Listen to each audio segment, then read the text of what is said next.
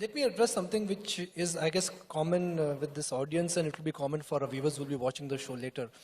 The fear of attachment and the fear of What are you security. attached to? I'm attached to my family, I'm attached to a lot of things, material things in life, and emotional things in life. How does one detach some of their worldly attachments, and especially material attachments? If you want to detach from the world, everything material, including your body, you should jump into the ocean, you're on the coast. This entire nonsense is going on for too long, let me put this to end. If you want to be detached, you must do it efficiently, isn't it?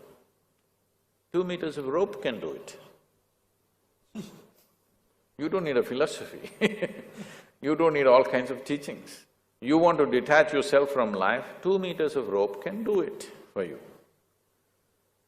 I'm asking you, are you here to experience life or to avoid life? That's a question. Are you here to experience life or… So, what is the best way to experience life? You know… No, answer the question. You want to experience life or avoid life? To experience life. Tell me, can you experience anything? Anything, from the simplest thing to the most complex things. Can you experience the food that you eat if you're not involved in that process of eating? Can you experience the people around you if you're not involved?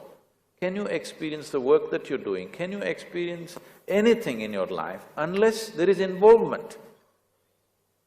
Where there is no involvement, there is no experience of anything. The more profound your involvement, the more profound your experience of life. So, why do you want to detach? What your problem is entanglement. Whatever you touch, you're getting stuck to it. Can you keep the microphone now? No, I'm just checking if you if it's stuck to you. Like I said, you know, I'm attached because I'm a professional anchor, so that's the attachment I'm referring to. No, the problem is just this, we are getting entangled. Wherever you involve, you're getting entangled. Why this entanglement is happening is because your involvement is selective or discriminatory. Try this and see in your life. When you walk out from here or right here, see if you can look around. All these people, some of them you know, many of them you do not know. Just see if you can look at every face with the same sense of involvement. The air that you breathe, the land that you walk upon, people around you, just everything. Show the highest level of involvement that you can manage. Whatever your level of involvement is, just the same level of involvement with everything. You will see involvement is a fantastic thing and there will be no entanglement. Now I'm willing to involve with this person, not involved with this person. Now you will get tangled up. So because you're getting tangled up, you come up with a life-negative philosophy of detachment. Detachment will never happen. Those who are trying to detach will get more and more entangled because this is the nature of your mind. Shall we do an experiment with you? I'm going to move to the next part. No, shall we do an experiment with you? He's being very detached with me. Shall we do an experiment with you?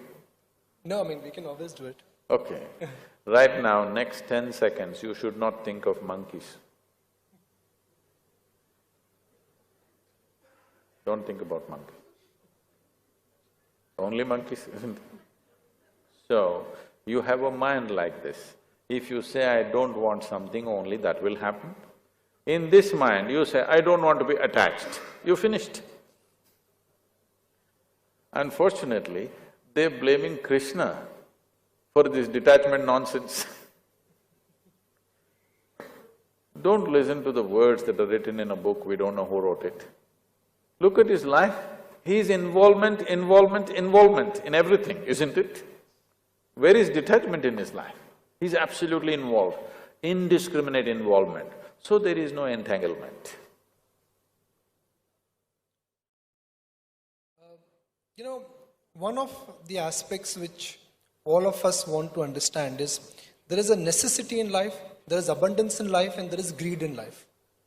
Necessity is important because I have compulsions. Abundance is something I thrive to have. Greed is something I don't want. How do I define the necessity in my life? What you want is always a necessity. What somebody wants is greed.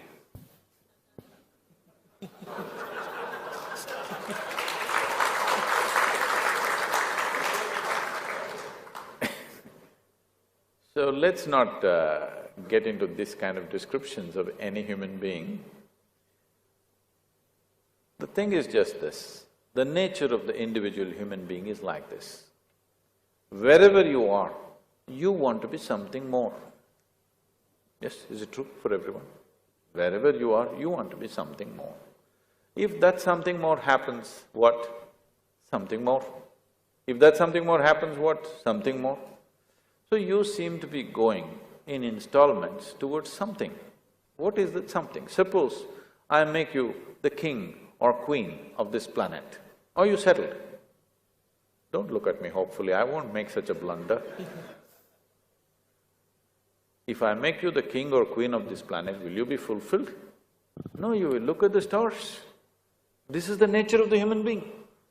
It doesn't matter what nonsensical teachings you give them, you cannot stop it within this, even in a single human being. These kind of teachings, be content, be happy with what you have, has not worked for a single human being on this planet. It will only work either when you are sick or you become too old for anything. Just suppose today you're down, very ill. You'll say, oh, what I have is enough, I don't need anything more. Tomorrow morning you're feeling a little better, again ready? Yes or no? So the nature, the very nature of being human is this, that you always want to be something more. How much more will settle you for good? If you look at this, you will see that it's not more, you want all.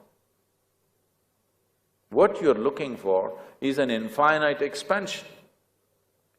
If you try to achieve infinite expansion through material means, you will become an endless run.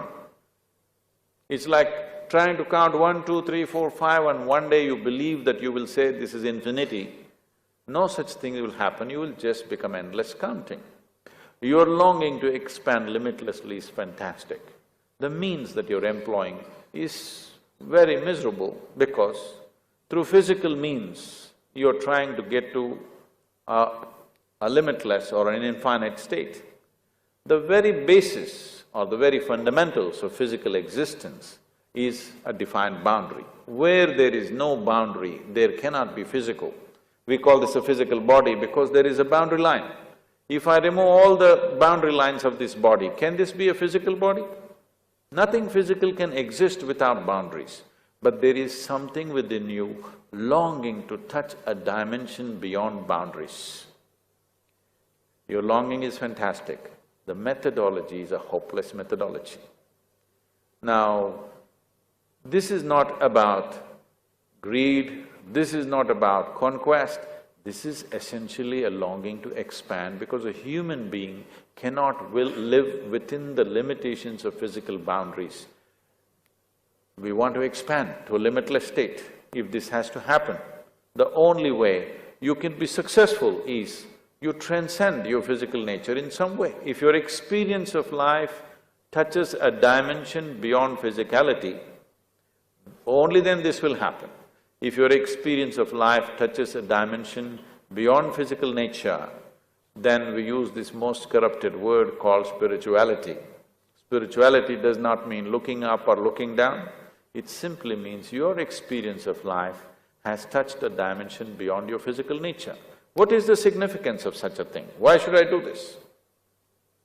It is simply this, everything physical about you is acquired. What you call as my body is something that you slowly acquired over a period of time. What you call as my mind also is physical. The content of the body and the content of the mind you gathered from outside. through impressions and food that you consume. So, what you have gathered at the most can be yours, can never ever be you. The dimension beyond this physical nature is what you're experiencing as myself, but you're not experiencing largely what's happening in most human beings 99% of the time is just physical and psychological drama. Thought and emotion occupies 99% of your existence, isn't it? There is no experience of life as such. Everything is just psychological drama. In this psychological drama, you have pleasant dramas, unpleasant dramas, horror stories, everything happening. But it is all made by you, unfortunately, not consciously made in compulsive reaction to situations in which you exist.